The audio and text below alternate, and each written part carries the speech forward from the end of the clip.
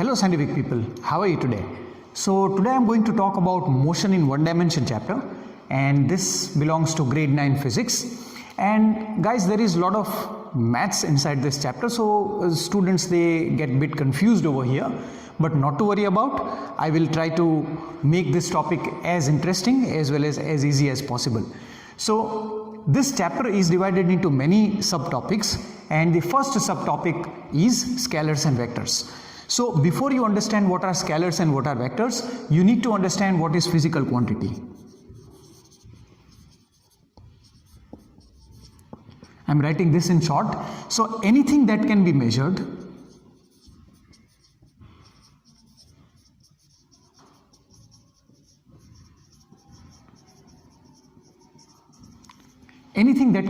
is called a physical quantity. We can measure length, we can measure time, we can measure temperature, we can measure force. So anything that can be measured is called a physical quantity. So let us write down some of the examples: length, then mass, time, pressure, area, volume. We have large number of physical quantities, but the important ones which are related to this chapter, I am going to write it down over here. This is distance, then displacement, then speed, velocity, then we have acceleration, we have force, pressure. Many are there, and some of these are actually, like pressure is not is falling under motion in one dimension, but then also this is an example of physical quantity. Density, volume, area, all these are. Angle is also angle can be measured. So anything that can be measured is an example of physical quantity. Now these physical quantities are actually divided into two parts: scalars and vectors. Third type of quantity is tensor, but tensor quantities we even don't include this in grade 11. So first of all, let us understand what are the requirements for a physical quantity. So suppose if I pick up length. So suppose length of say a table is 100 meter. So this part, guys, this 100 is a number, and this number is called a magnitude. And this part, meter, is called unit. If I simply write down length of an object is 10, but 10 what? It can be centimeters, it can be millimeters, it can be kilometers. So without unit you cannot represent a physical quantity. Again, if I only write down length of a room is dash centimeters, but if I don't represent the magnitude, if I don't show the magnitude, then also it is incorrect. So for any physical quantity, two things are must: magnitude and unit. This unit can be in SI, can be in CGS, or in any other quantities, in any other system. Magnitude can also be anything. So if these are two basic necessary things, unit and magnitude, for any physical quantities, right? Okay. Now let us try to understand what are scalars and vectors. So let us consider a truck or any vehicle moving in east direction. This is our east direction, and say it is moving with 10 meters per second. If I say that the truck is going with 10 meters per second, we don't know in which direction the truck is going: east, west, north, south. So that is speed. Speed of a truck is 10 meters per second, because we don't know in which direction it is going. So here there is no specification of direction. So this is magnitude, this is unit, but there is no direction mentioned over here. So if there is no direction mentioned over here, those quantities are called scalar quantities. But if I say that the truck is moving with 10 meters per second east, that means I am also specifying the direction over here, then this belongs to vector. Now this is no longer speed, this is velocity. Now all the vector quantities, they are represented with an arrow in this direction, like this, on the top of the vector quantities. So force is an example of vector quantity, so I'll write force like this. Acceleration is a vector quantity, so I'll write like this. We never write it acceleration or force in this direction arrow. This is the usual sign convention that we follow. Displacement is again a vector quantity. So all the vector quantities, they are represented like this, right? And in scalar, make sure that you don't write any kind of arrows, because arrows are only for vector quantities. So now we have one more thing that we have learned. All physical quantities, they have magnitude and unit. Here also magnitude and unit. Plus here there is one extra term, that is direction. So vectors are those physical quantities which have magnitude, unit and direction.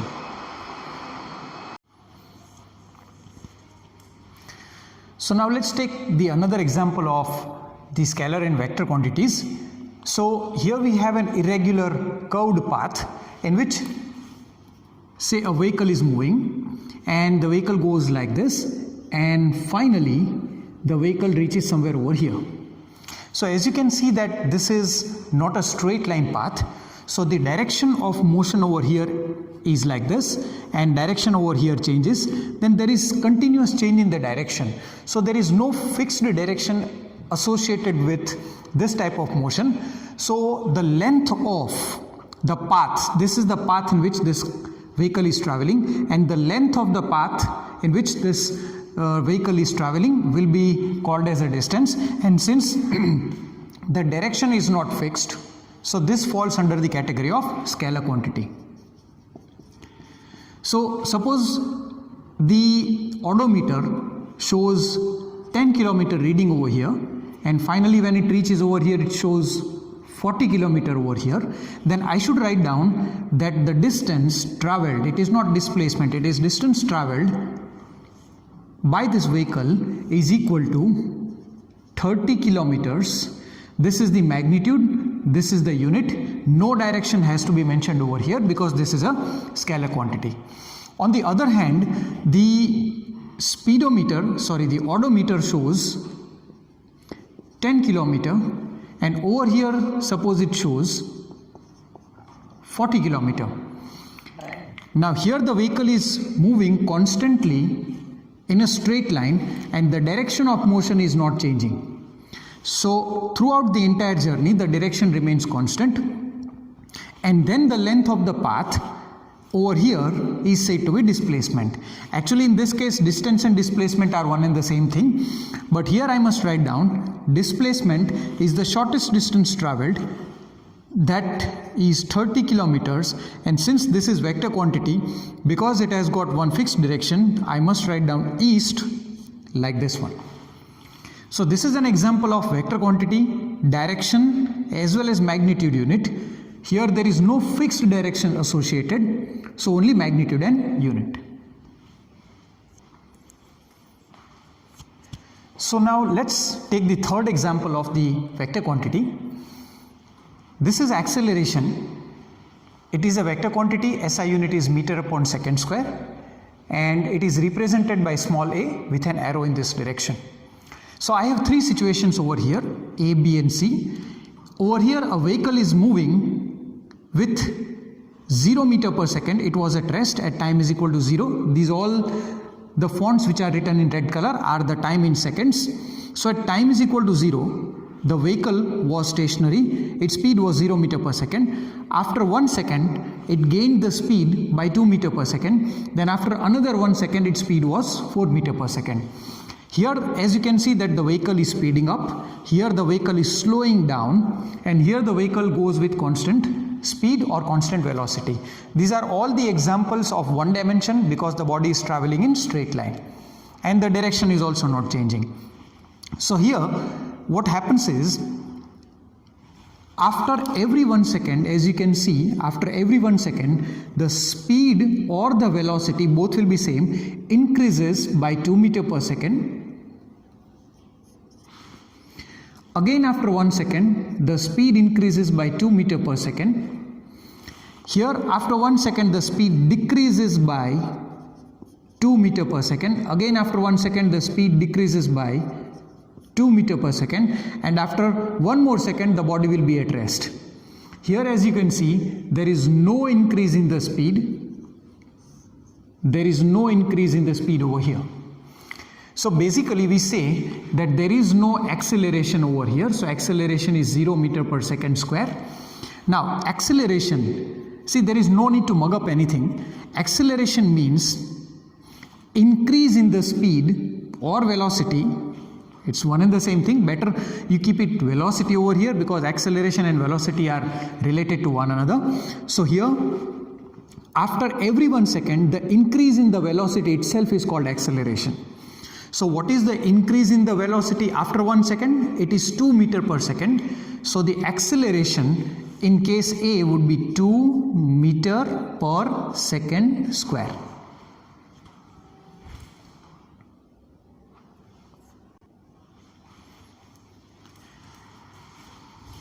So the acceleration would be 2 meter upon second square.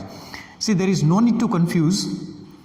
You can also split this as 2 meter upon second because the second and second are anyhow going to get multiplied, right?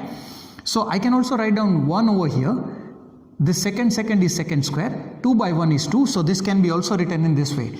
This means that after every 1 second, the speed of the body or velocity of the body increases by 2 meter per second. So acceleration is 2 meter per second square. Now here, as you can see that after every 1 second, the velocity decreases by 2 meter per second. So this is deceleration. It is minus 2 meter upon second square. Again, this can be written as minus 2 meter upon second. That means after every 1 second, the speed or the velocity of the body decreases by 2 meter per second. So that means 2 meter per second square negative would be the deceleration. Right? Okay. And over here what happens is there is no increase in the velocity.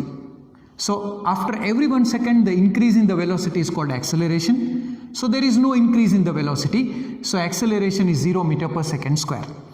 So I can also write this as 0 meter upon second, 1 over here. So after every 1 second, the increase in the velocity is 0. So acceleration is 0. But when the acceleration is 0, you need to understand that the velocity remains constant. The velocity is not 0, the velocity remains constant if the acceleration is 0.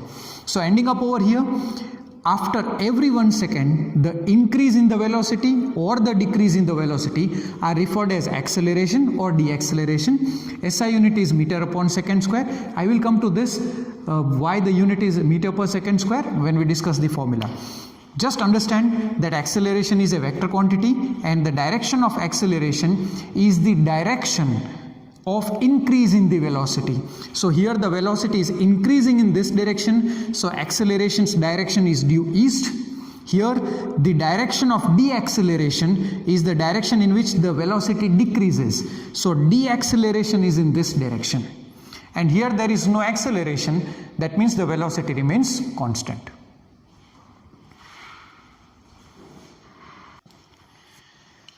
So now let's move on to the next subtopic, that is the concept of rest and motion. Now before we understand the concept of rest and motion, you have to understand what are reference object or reference point and what is position. And guys, one thing I need to tell you that rest and motion are relative concept. It may be possible that a body can be in state of motion and rest at the same time. It depends upon which reference point or reference object you are selecting. Now the reference point or reference object can be living or it can be non-living. This reference point can be stationary or it can be moving as well. But generally, to avoid confusion, we select a reference point which is stationary and which is non-living. But it is not compulsory. But generally, to avoid the confusion, you take any object as a reference object which is stationary, right? Fine. And position is the distance from the reference point or the reference object. So here we have a situation, there is a tree and there is a person A standing under the tree, and there are two another people B and C which are in a bus. Now suppose at time is equal to 0, suppose I have a stopwatch and I have not started the stopwatch. The moment I start the stopwatch, the time will be 0 at that point. Now if I want to discuss the state of motion or rest of B, then first thing I will have to select the reference point, and the reference point for B can be tree, can be A, can be C, can be bus, can be anything, right? if I start the stopwatch, the bus begins to move in this direction. So right now the bus is stationary and I am going to select tree A and C one by one reference points for B. Okay, so let me take this tree as the reference object for B, and let me assume the distance of B from the tree to be 10 meter when the bus is stationary. So at time is equal to 0, now I have started the stopwatch and the bus begins to move in this direction, east direction. So as we can see guys, the position, which is the distance of B from the tree, is going to increase, because when the bus goes in this direction, the B also goes in this direction, so the distance of this B from the tree is going to increase. So we can say that the position of B with respect to tree is continuously increasing as time passes, because the time is going to continue. So as time passes, the position of B with respect to tree is going to continuously change. So if the position of any object with respect to the reference object changes with time, then the body is said to be in motion. Correct? So B is in motion with respect to tree. So tree is the reference object, and generally all reference objects are written after with respect to, right? Okay, now let me change the reference object from tree to A. So now here, let me assume the distance initially from B to this tree, to this man A is a 9 meter. If the bus starts to move in this direction and I start my stopwatch, time also starts, bus begins to continue its journey in this direction, and as we can see that this 9 meter distance from B is going to continuously increase. So position of B with respect to A as time passes changes. So that means B is in motion with respect to A as well. Now guys, let me take C as the reference object and let me take this distance to be 2 meters, which is the distance between B and C. So now the reference object is C with respect to B. For B I am selecting the C as the reference object. As time passes, now guys, one thing, these two are not allowed to move inside the buses. This is say driver and this is the passenger. They both are at their own places. They are not moving inside the buses. So the distance between B and C is going to remain constant as time passes, even though the bus continues to move in that direction. So the position of B with respect to C is 2 meters. After 10 minutes, 20 minutes, it is not going to change. So that means B is at rest with respect to C. Now in the same way, let us talk about the motion of A. Now since A is stationary under tree, but the bus has started to move in this direction, for A I am going to select reference object or reference point as B. Then also the distance is going to continuously increase even though this man is standing at its own place. So the position of A with respect to B is continuously changing with time. So that means A is in motion with respect to B. Even though this man is standing, but with respect to B its position is changing, so that's why A is also in motion with respect to B.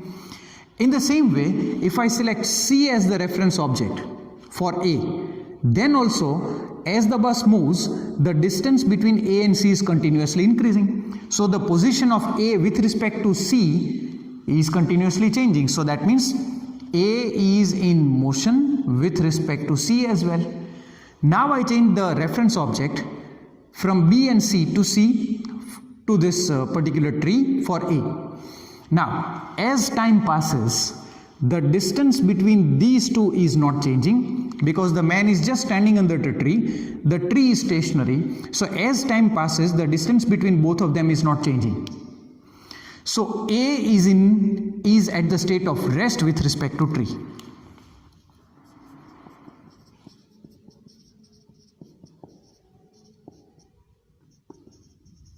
Hopefully you are getting this point. Now let's talk about C. It is very easy. Now C will be in motion with respect to A, C will be in motion with respect to tree, and C will be at rest with respect to B. So this is how it is. So C is in motion